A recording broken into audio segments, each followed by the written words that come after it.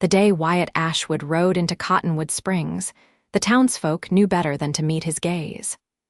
Blood-soaked rumors trailed him like vultures, whispering of 6 men dead by his hand, all in the name of justice, or so the stories claimed.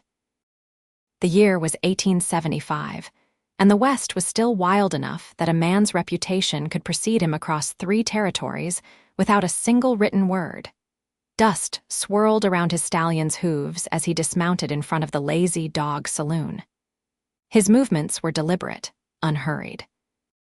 The black Stetson he wore pulled low, casting a shadow over eyes that hadn't directly met another's in nearly 5 years. Wyatt's fingers brushed the twin Colt revolvers at his hips, a habit born of necessity rather than bravado. At 30 years old, he had lived longer than most men in his line of work, though the price of survival weighed heavily in the permanent furrow of his brow and the prematurely gray streaks in his otherwise dark brown hair. "Water for my horse," he said to the stable boy who approached cautiously. His voice was low, gravel rough from disuse. He pressed a coin into the boy's palm without looking up, then strode toward the saloon's swinging doors. Inside, the usual afternoon din of clinking glasses and card games quieted as he entered.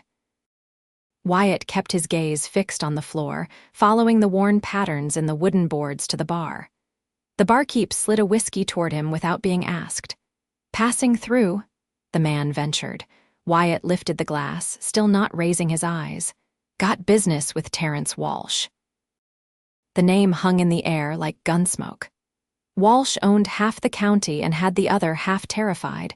Word was he'd been pushing smaller ranchers out, sometimes with fire, sometimes with lead.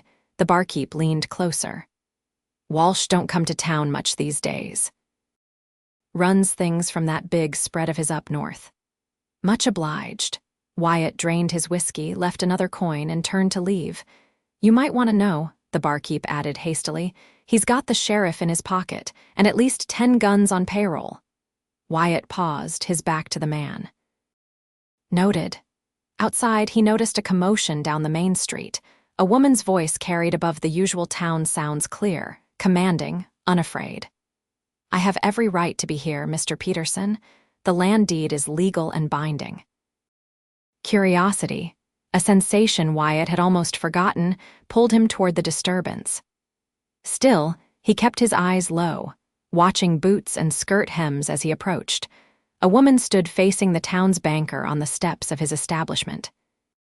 Her posture radiated defiance, one hand clutching a leather document case while the other rested firmly on her hip. Her dress was practical, but well-made deep blue cotton with minimal adornment. Dusty from travel, but dignified nonetheless. "Miss Miller, please be reasonable," the banker was saying, his voice placating but edged with frustration. "The land your father purchased, there are complications. Mr. Walsh has certain claims. Mr. Walsh has no claim whatsoever to my father's property," she countered. "I have all the documentation right here. This land has been legally ours for over a year, and I intend to work it as my father planned before his passing." Wyatt leaned against a hitching post, watching the confrontation from beneath his hat brim. The name Walsh had caught his attention. "Your father made enemies, Miss Miller. I'm simply suggesting that a young woman alone might find it difficult to. I am 26 years old, Mr. Peterson, not some helpless child. I managed my father's affairs in Boston for years. The only difference here is the scenery." The banker sighed, defeated for the moment. "At least consider selling. I can make you a fair offer that would allow you to return east comfortably." "I have no intention of selling or returning east. Good day, sir." She turned abruptly, nearly colliding with Wyatt. He sidestepped smoothly, still not raising his gaze from the boardwalk. But something, perhaps the intensity of her presence, or the unusual circumstance of finding a clearly educated Eastern woman holding her ground in this dusty town, made him hesitate rather than continue on his way. "Pardon me," she said, her voice softer now but no less confident. Wyatt nodded silently, stepping aside to let her pass. She paused, studying him with an intensity he could feel even without meeting her eyes. "You're new to Cottonwood Springs," she observed. He nodded again, shifting uncomfortably under her scrutiny. "Lucinda Miller," she offered, extending her gloved hand in a gesture that seemed both out of place and entirely natural coming from her. Wyatt hesitated, then briefly took her hand, still keeping his gaze averted. "Wyatt Ashwood." "Mr. Ashwood." She tested his name as if measuring its worth. "You wouldn't happen to know where I might find reliable ranch hands in this town, would you? It seems I'm in need of assistance, and the local establishments are less than forthcoming." "Can't help you, madam," he replied, already taking a step back. Getting involved with a woman fighting Walsh's interests was the exact complication he didn't need. "Very well." She sighed, but her disappointment lasted only a moment before her resolve returned. "I suppose I'll have to discover that for myself, along with everything else in this place." As she walked away, Wyatt found himself watching her retreating figure, the straight back, the purposeful stride. He'd encountered many types in his travels across the frontier, but few with her particular blend of refinement and steel. None of his business, he reminded himself. He had come to Cottonwood Springs for one purpose, to find Terrence Walsh and settle an old debt. Nothing more. That night, Wyatt took a room above the saloon. Sleep came in fitful bursts, interrupted by the usual demons' faces of dead men, the echo of gunfire, the memory of his sister's voice begging him not to go after her killers. By dawn, he was already dressed and checking his weapons. The morning brought a hazy golden light to the town's main street as Wyatt made his way to the livery stable. He needed information about Walsh's ranch, and stable hands typically knew more than they realized about the comings and goings of important men. The stable master was wrestling with a spirited chestnut mare when Wyatt entered. The horse was putting up an impressive fight against being saddled, snorting and sidling nervously. "Easy there, girl," the stable master grunted, struggling to maintain his grip on the bridle. To Wyatt's surprise, Lucinda Miller stepped from behind the horse, dressed in riding clothes, practical trousers beneath a split skirt that would have raised eyebrows in more refined circles. "She's not accustomed to male handlers," Lucinda explained, running a soothing hand down the mare's neck. "Daisy was my father's gift to me before he passed. We traveled together from Boston." The mare calmed somewhat under her touch, but still eyed the stable master suspiciously. "Fancy Eastern horse," the man grumbled.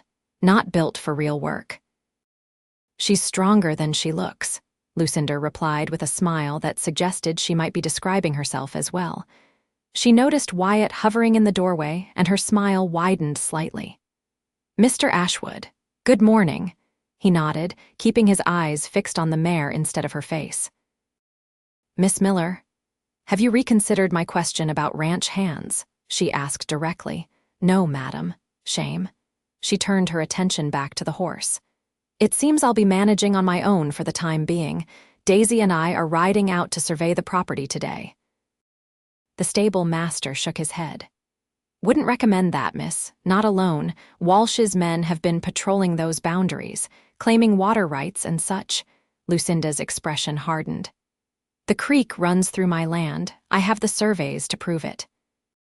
"Papers don't stop bullets, miss," the man said bluntly. Wyatt shifted uncomfortably. His business with Walsh was personal, not something to be complicated by a land dispute involving an obviously stubborn woman from the East. And yet, the mention of Walsh's tactics stirred something familiar in him.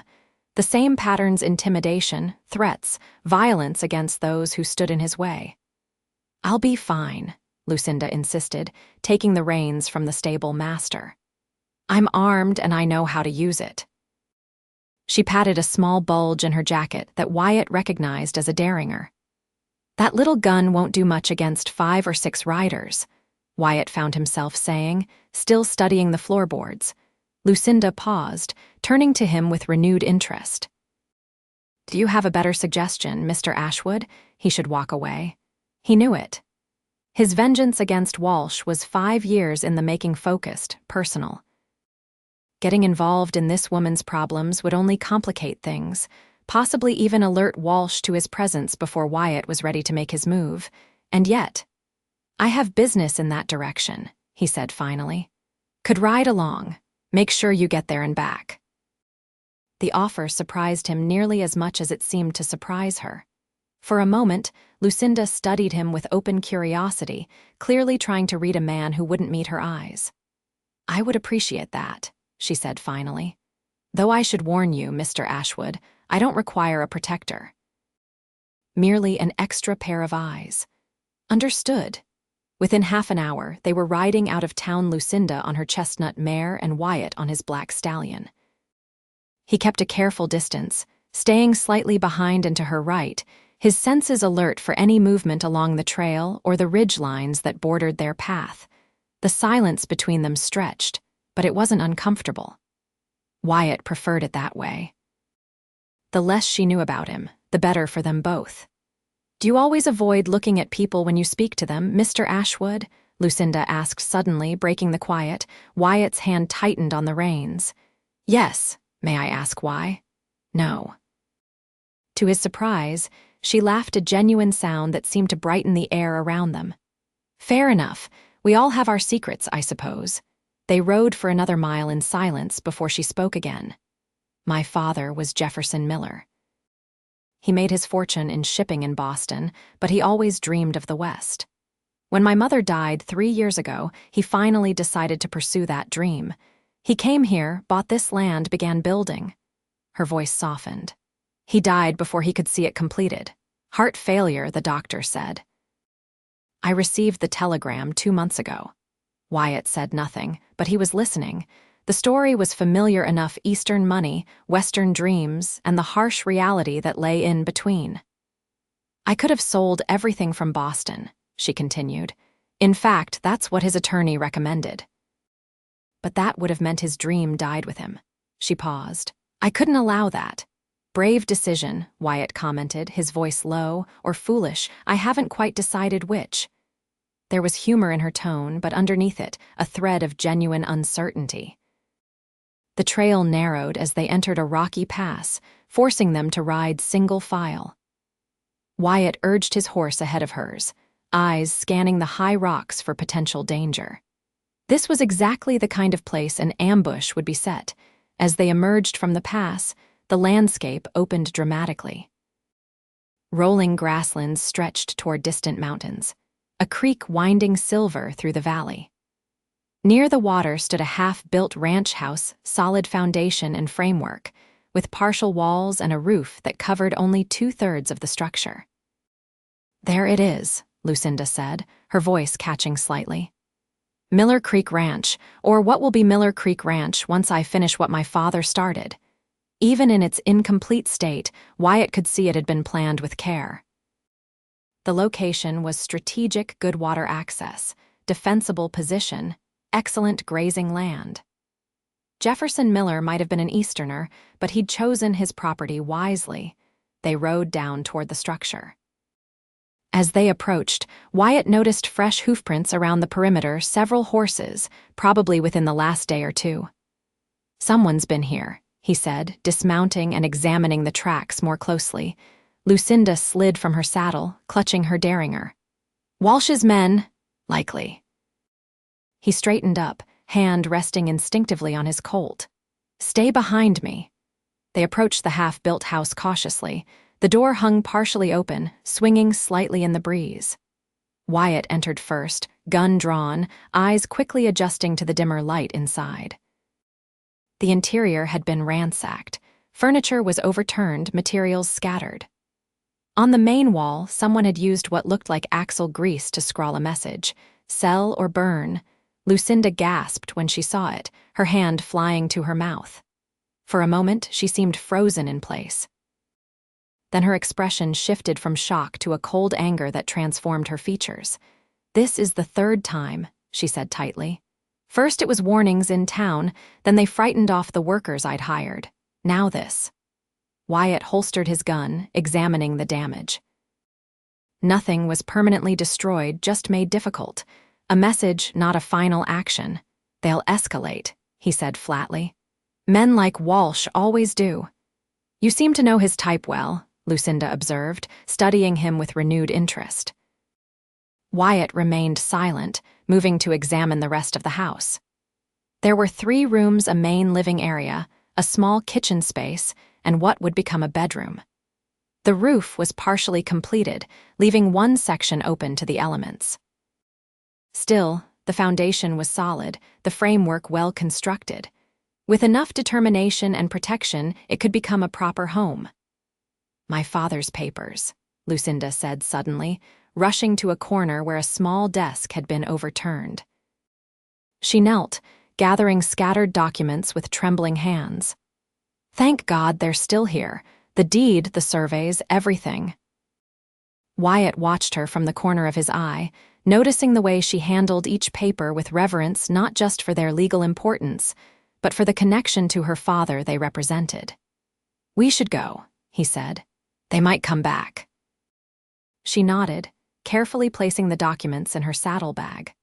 I need to show these to the sheriff. Surely even if he's in Walsh's pocket, he can't ignore direct evidence of trespassing and vandalism. Wyatt made a noncommittal sound. In his experience, corrupt lawmen could ignore just about anything if the price was right.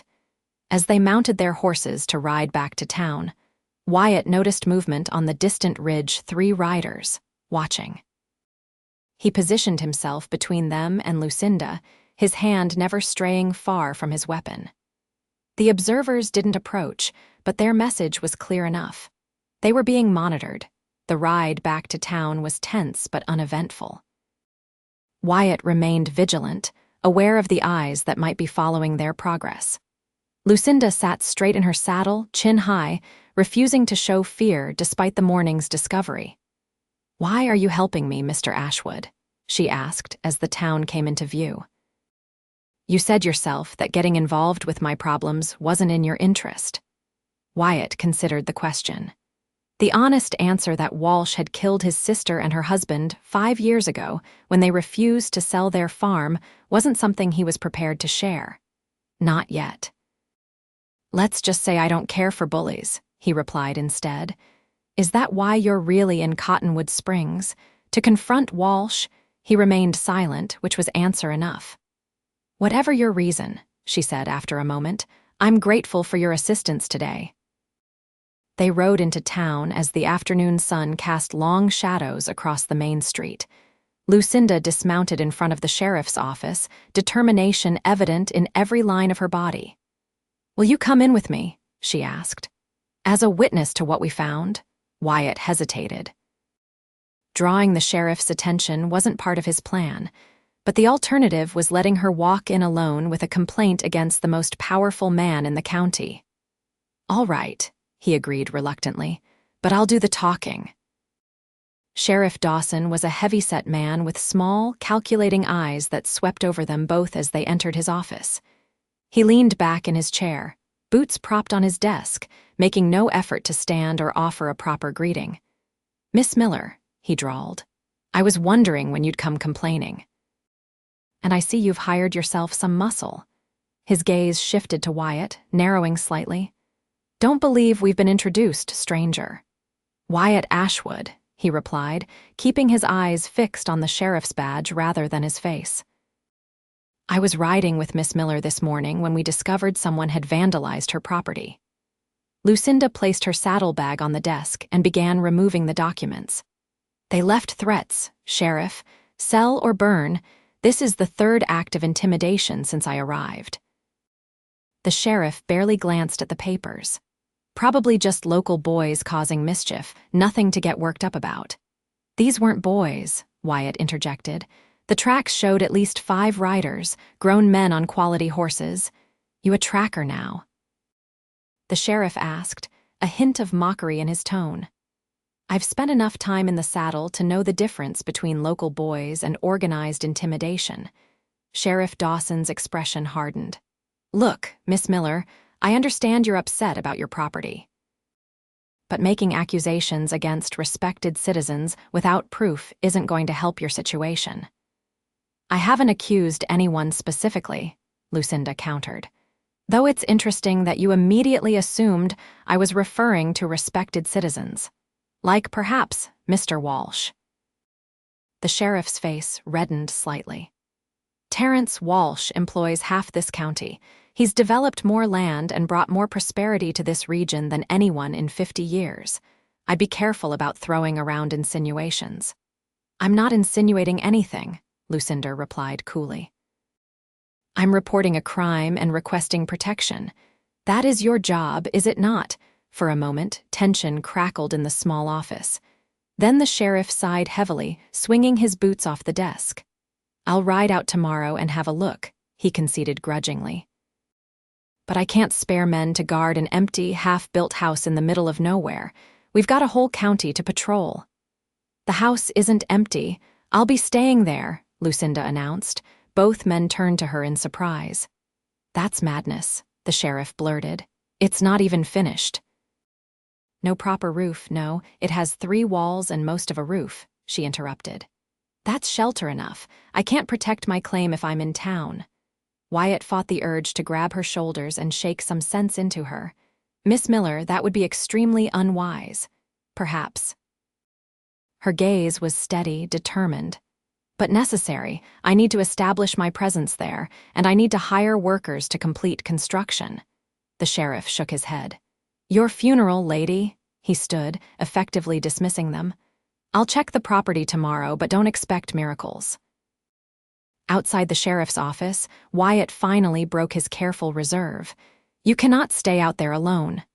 Lucinda looked at him, really looked at him, frustration evident in the set of her jaw. Then look me in the eye and tell me what you suggest instead, Mr. Ashwood. The challenge hung between them. Slowly, Wyatt raised his gaze, not quite meeting hers, but higher than he usually allowed himself. He stared at the bridge of her nose, the closest he'd come to eye contact in years.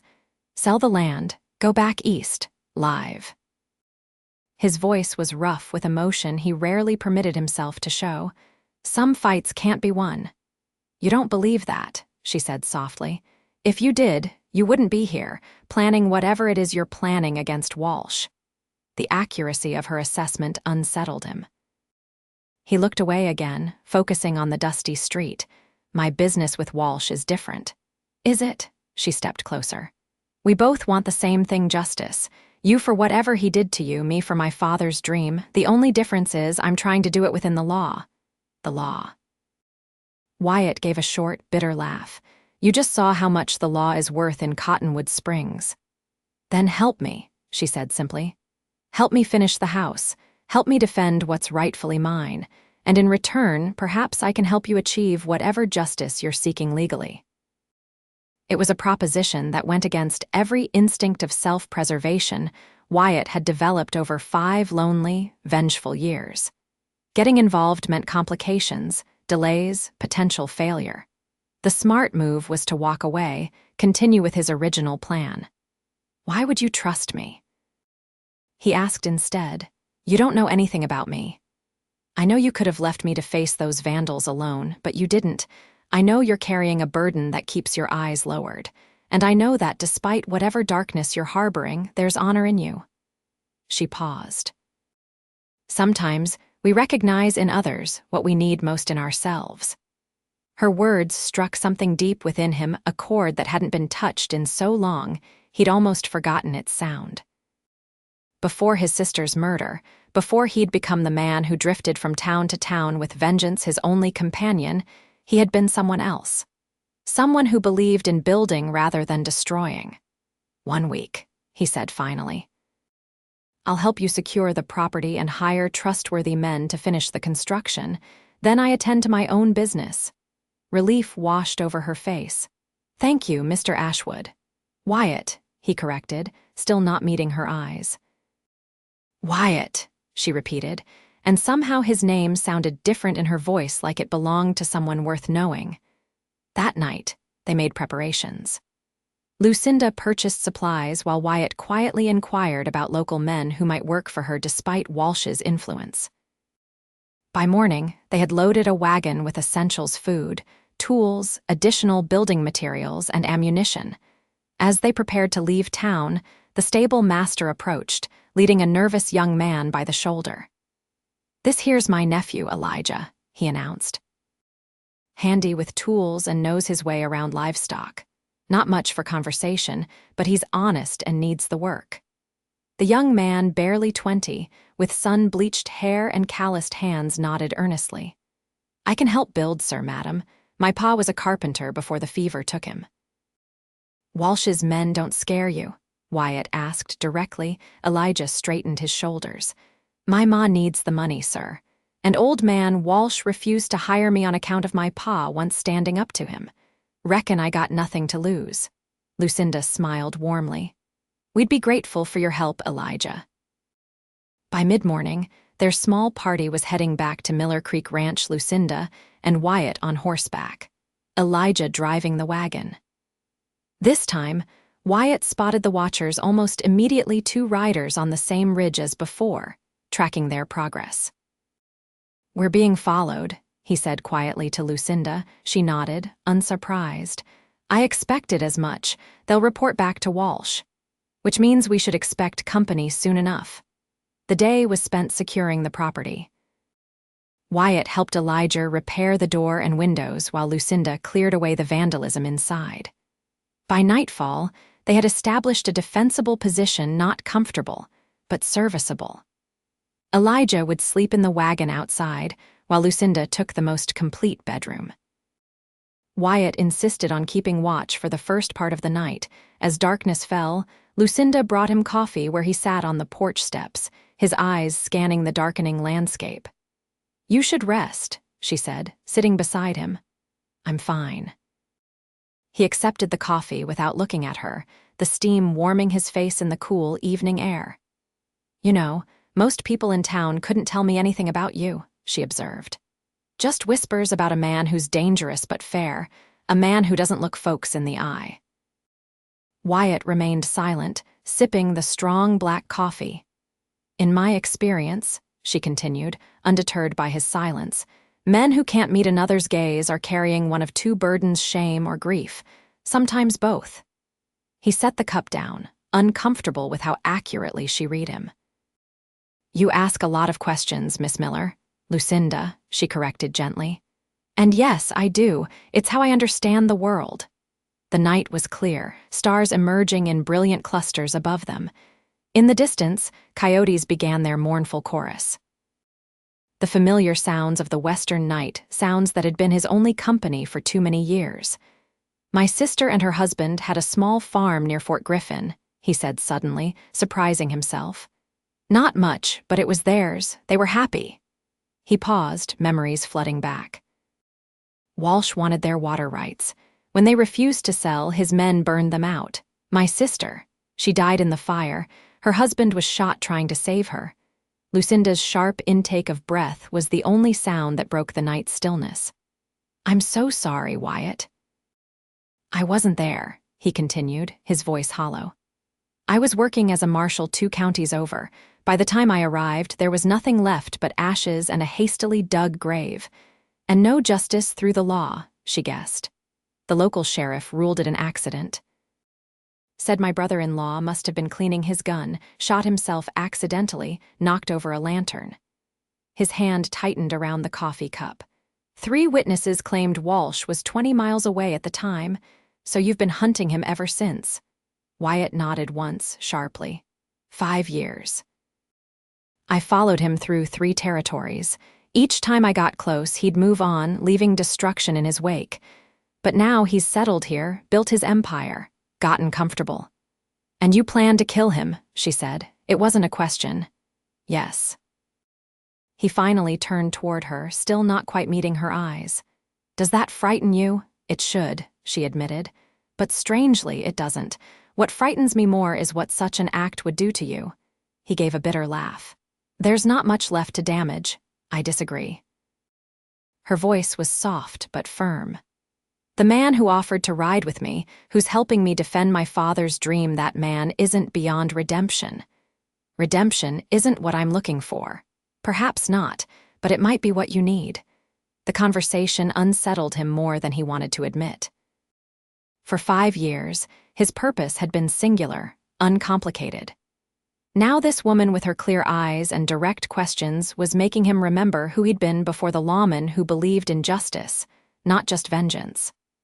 "I'll take first watch," he said, effectively ending the conversation. "Get some rest."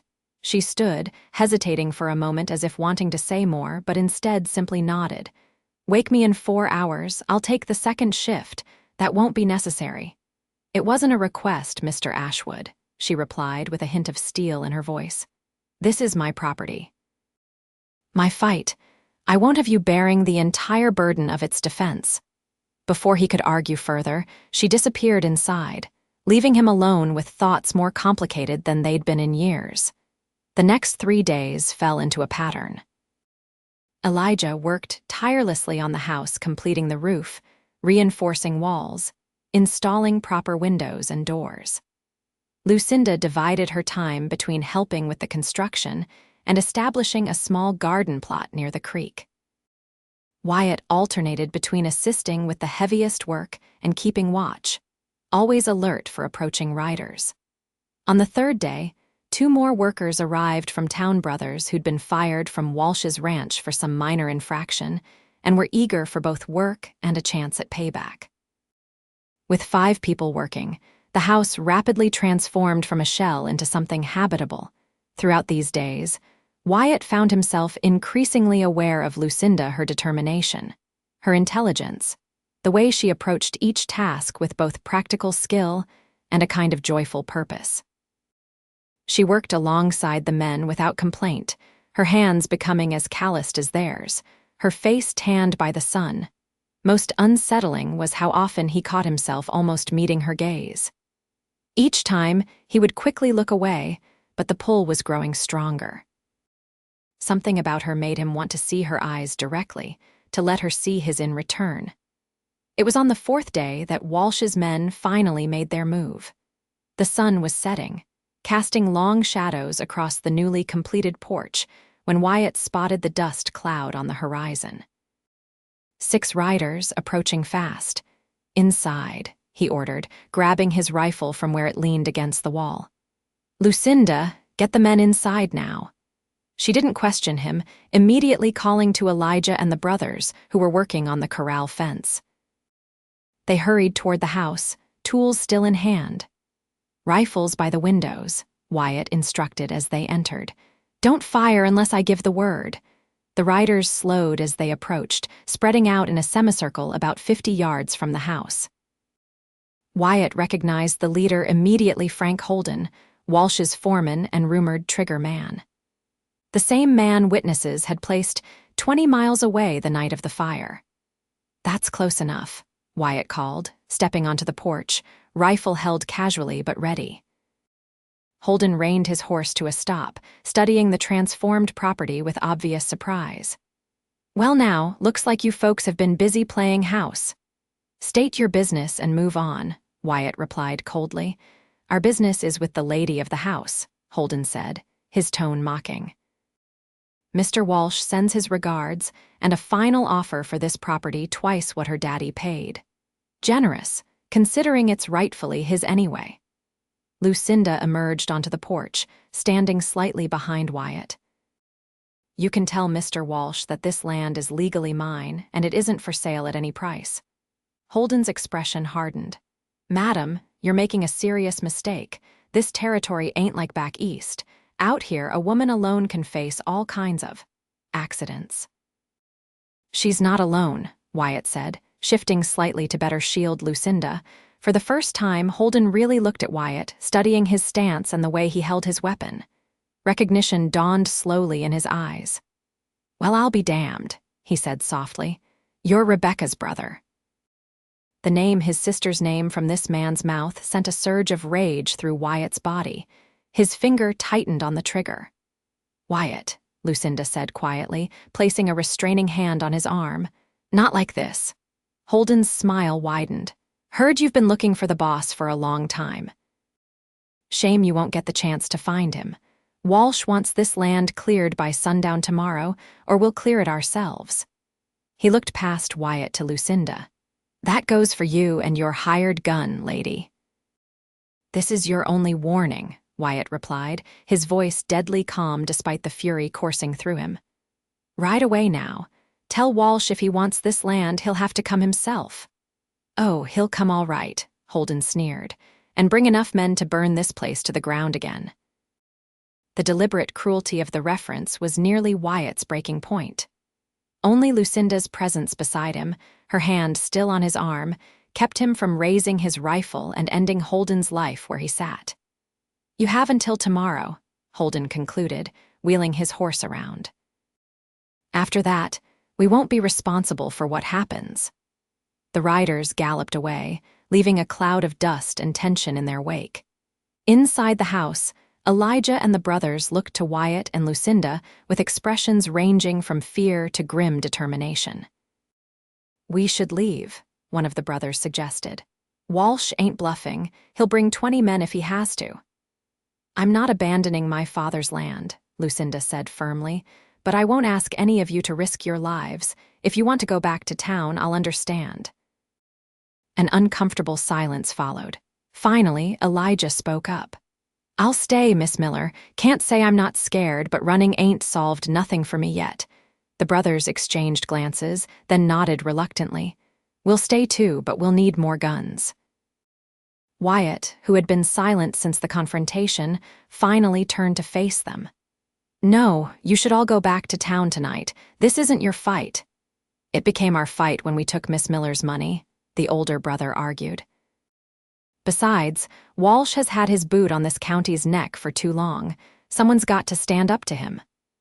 Lucinda looked at Wyatt, her expression a mixture of determination and question. "What do you think we should do?" What he thought was that she should be as far from this place as possible when Walsh arrived. What he thought was that his vengeance had now endangered not just himself, but this woman who had done nothing wrong except believe in her father's dream.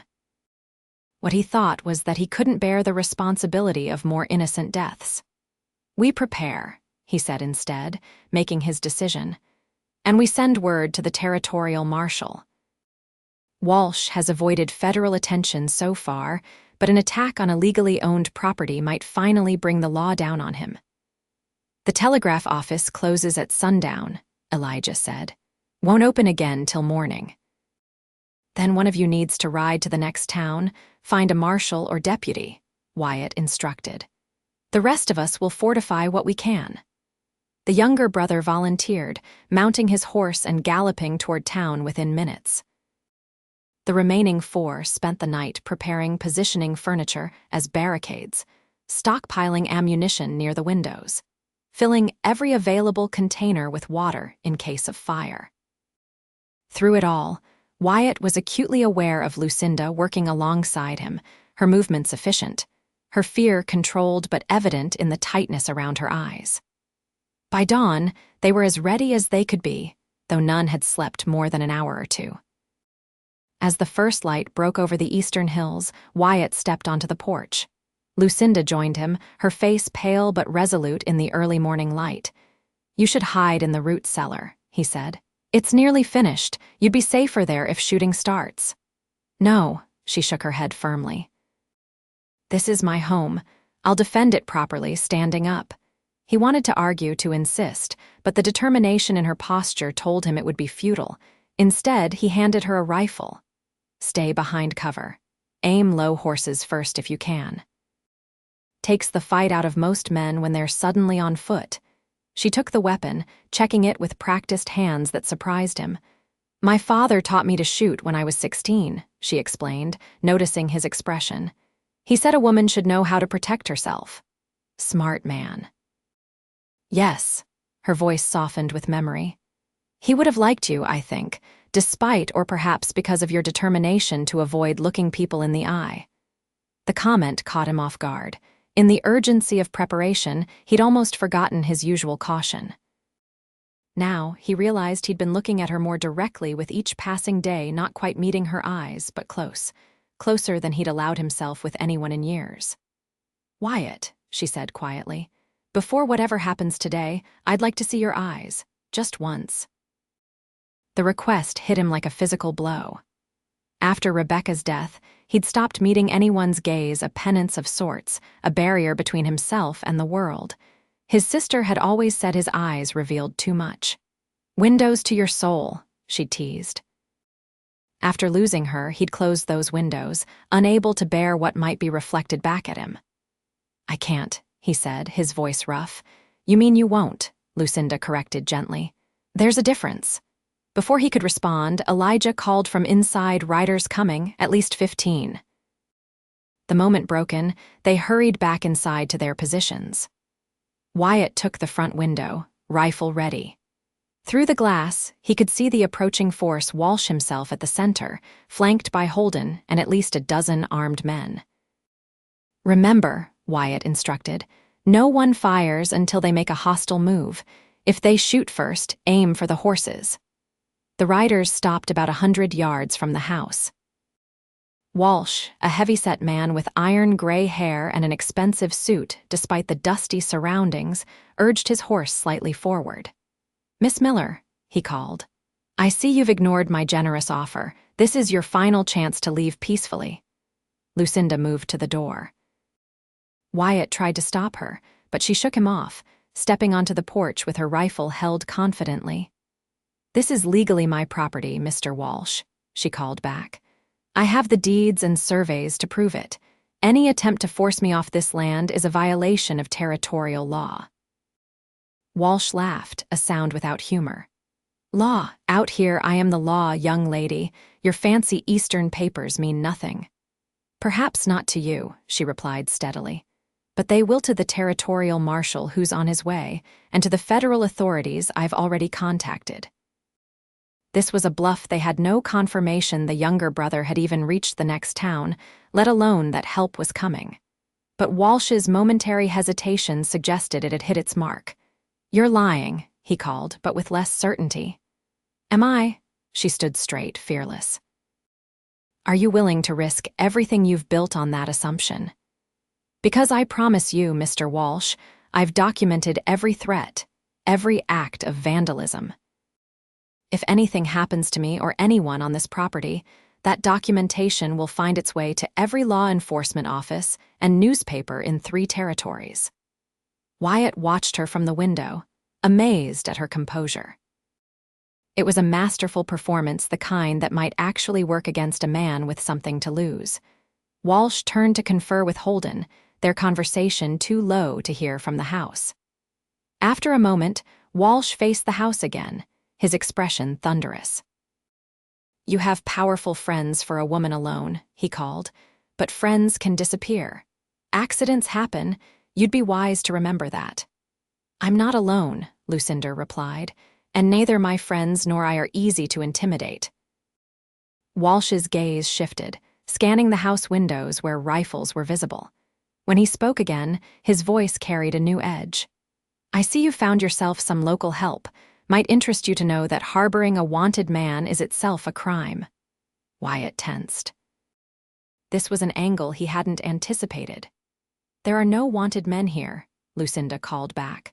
Walsh's laugh was genuine this time. No, ask your protector about the warrant for his arrest in Texas. Ask him about the 3 men he killed after his sister's unfortunate accident. Not quite the noble avenger he's presented himself as, is he? The accusation hung in the air. Inside, Elijah and the older brother exchanged uneasy glances, shifting slightly away from Wyatt. He's trying to divide us, Wyatt said quietly. Stay focused. But he could feel Lucinda's question without her voicing it, could sense her uncertainty. The 3 men he'd killed had been Walsh's associates, men directly involved in Rebecca's murder. But he'd taken the law into his own hands, becoming the very thing he'd once sworn to fight against. You have 1 hour, Walsh announced. Send Ashwood out to face justice and the rest of you can leave unharmed. Refuse and we burn everything and everyone inside. He wheeled his horse around. We'll be waiting on that ridge.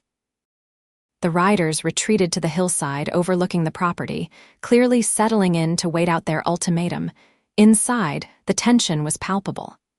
Elijah fidgeted with his rifle while the older brother stared openly at Wyatt. Is it true? He asked bluntly. You wanted for murder. Not murder, Wyatt replied, his voice flat.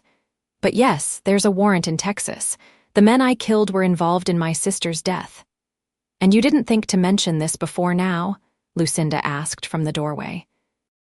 Her voice wasn't accusing, merely questioning, but it cut him deeply nonetheless. "It wasn't relevant," he said. "Not until Walsh made it a bargaining chip." "It's relevant if it puts everyone here in danger," the brother argued. "We signed on to defend property, not harbor a fugitive." Lucinda held up her hand. "That's enough. Mr. Ashwood's past doesn't change our current situation." She turned to Wyatt. "But we need honesty between us if we're going to get through this." He nodded once, sharply. "You have my word." "Good." She moved to the window, studying the riders on the ridge. "Now, what's our plan? I assume you're not planning to sacrifice yourself." Despite everything, a hint of a smile tugged at Wyatt's mouth. "No, madam, that wouldn't solve anything. Walsh would still want your land, and you'd have one less rifle to defend it." "Exactly," she agreed. "So we need another solution before that hour expires." They spent the next 20 minutes discussing options, none particularly promising. Their best hope remained the possibility of the territorial marshal arriving, but there was no guarantee help would come in time if at all. As they debated, a movement outside caught Wyatt's attention. A lone rider was approaching from the east, not from the direction of Walsh's men, but from the open range beyond. "Someone's coming," he announced, raising his rifle. They all moved to windows, watching as the rider drew closer. To their surprise, it was the younger brother, returning from his mission, and he wasn't alone. Behind him, dust rose from what appeared to be at least a half-dozen horses. "Reinforcements," Elijah breathed, hope lighting his features. Indeed, as the group drew nearer, Wyatt could make out the glint of badges on several riders' chests. The territorial marshal had come after all, bringing deputies with him. On the ridge, Walsh and his men had also spotted the approaching lawmen. There was visible confusion, horses shifting nervously as the men conferred. "They're going to run," Wyatt predicted. "Walsh won't risk a confrontation with federal authorities." Sure enough, within moments, Walsh's group began retreating over the ridge, disappearing from view. "Should we go after them?" the older brother asked eagerly. "No," Wyatt said firmly. "We stay put. Let the marshal handle it." Within minutes, the marshal and his deputies had reached the house. Lucinda went out to meet them, explaining the situation while Wyatt remained inside, aware that his own legal status complicated matters. Through the window, he watched as she spoke animatedly, gesturing toward the ridge where Walsh's men had been. The marshal, a weathered man with a silver mustache, listened intently, occasionally asking questions. The younger brother added his own account, pointing toward town. Finally, Lucinda returned to the house, the marshal following behind her. Wyatt stood his ground, ready to face whatever came next. "Marshal Davis," she introduced. "This is Wyatt Ashwood." The lawman's eyes narrowed slightly in recognition of the name. "Mr. Ashwood, your reputation precedes you." Wyatt nodded, still not meeting the man's eyes directly. "Miss Miller has explained the situation here," the marshal continued. "Including Walsh's threats and vandalism. We'll be paying him a visit shortly." He paused. "She also mentioned your personal history with Walsh." "Yes, sir," Wyatt acknowledged. "There's a warrant for your arrest in Texas," the marshal said bluntly. "I'm aware." The marshal studied him for a long moment. "The men you killed were wanted themselves for various crimes. The Texas Rangers weren't particularly motivated to pursue you with much enthusiasm." He stroked his mustache thoughtfully.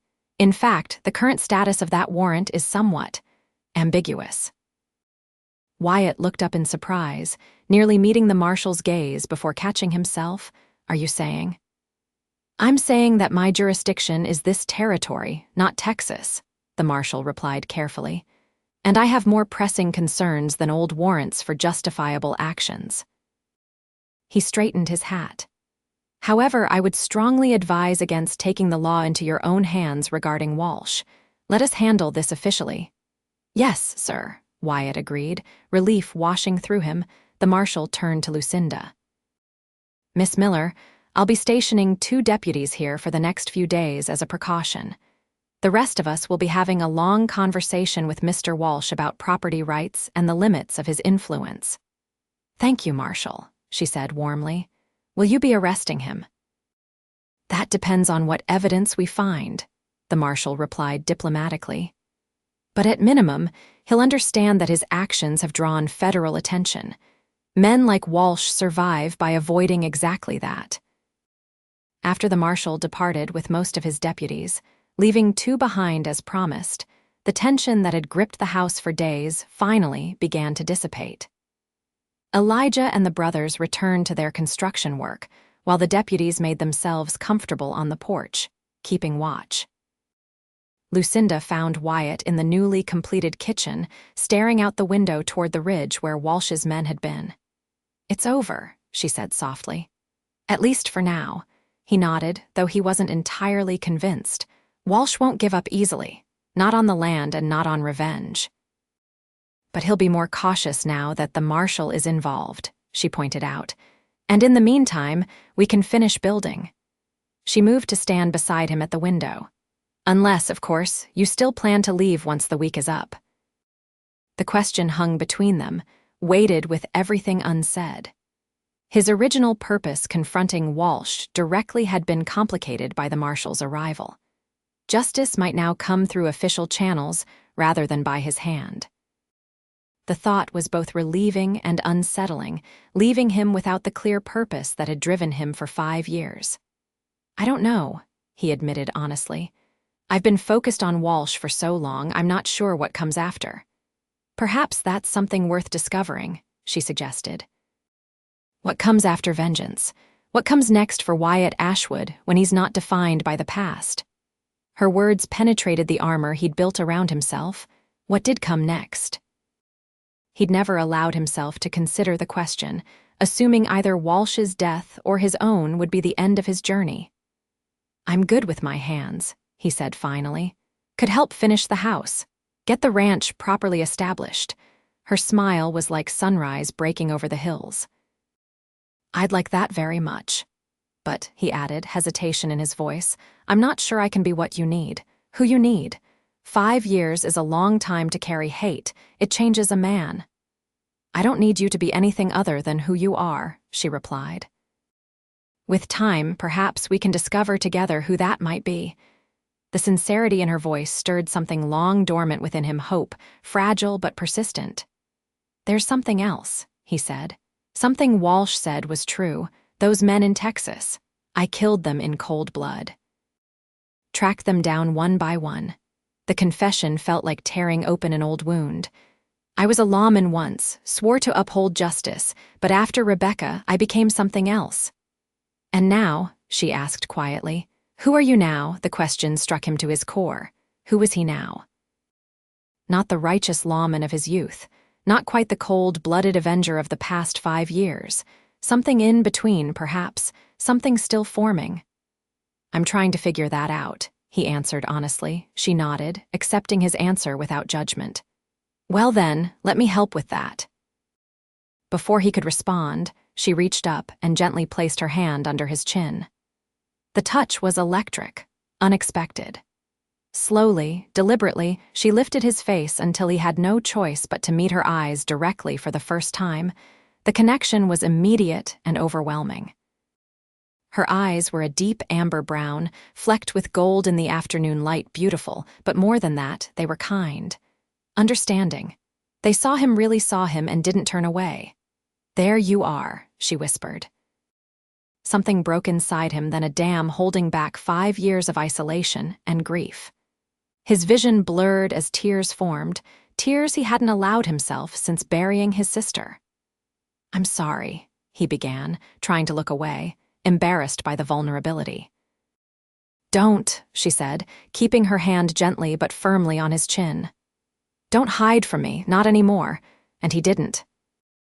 For the first time in 5 years, Wyatt Ashwood looked someone in the eye and let them see all the way through to his soul the guilt, the grief, the rage, but also the honor that still lived there, the capacity for tenderness he'd thought long extinguished. Tentatively, as if remembering a skill long forgotten, he raised his hand to touch her cheek. "Thank you," he said simply, the words inadequate for everything he felt. She leaned into his touch, her eyes never leaving his. For what?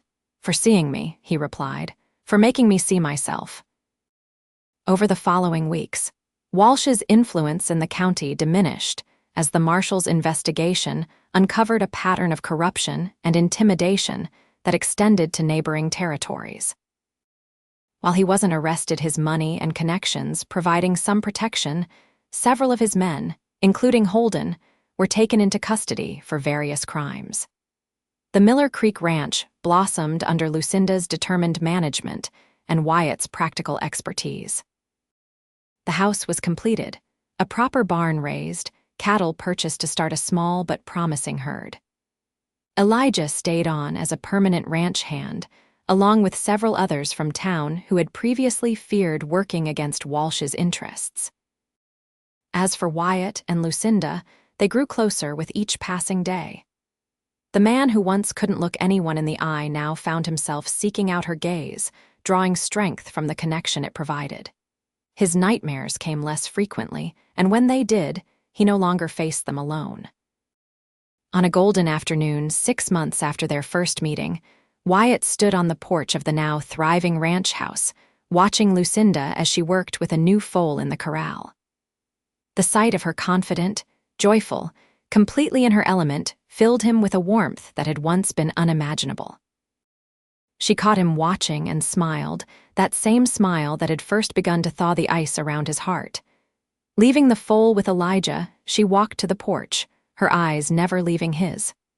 "What are you thinking about so seriously?" she asked, climbing the steps to stand beside him.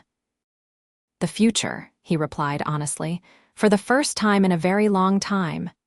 She took his hand, interlacing their fingers. "And what does it look like, this future of yours?" He turned to face her fully, meeting her gaze without hesitation. "It looks like this place, these hills. This home we've built." He paused, gathering courage. "And you, Lucinda, always you." The smile that bloomed across her face was worth every mile he'd traveled, every dark night he'd endured. "I was hoping you'd say that," she whispered. When he kissed her, it was with the certainty of a man who had finally found his way home after a long and treacherous journey. The vengeance that had once consumed him was replaced by something infinitely more powerful: love, freely given and received, with eyes wide open. 2 years later, on their wedding day, Wyatt stood beneath an arch of wildflowers with Marshal Davis beside him as his best man, watching as Lucinda walked toward him in a simple white dress. Their friends and neighbors, including Elijah. Now the ranch foreman gathered to witness the union of the woman who had reclaimed her father's dream, and the man who had learned to look the world in the eye again. As they exchanged vows, Wyatt held Lucinda's gaze without wavering, his eyes reflecting all the love and promise that had once seemed impossible. The cowboy who never looked anyone in the eye had found, in her uplifted hand and unwavering heart, the courage to see and be seen completely, honestly, and without fear. When the marshal pronounced them husband and wife, Wyatt cupped Lucinda's face in his hands, looking deeply into the eyes that had saved him. "Thank you," he whispered, "for lifting my chin that day." She smiled, tears of joy glistening. "And thank you for having the courage to meet my gaze." Under the vast western sky that had witnessed both their struggles and triumphs, they sealed their vows with a kiss that promised a lifetime of looking forward together, never again afraid to face whatever the future might hold.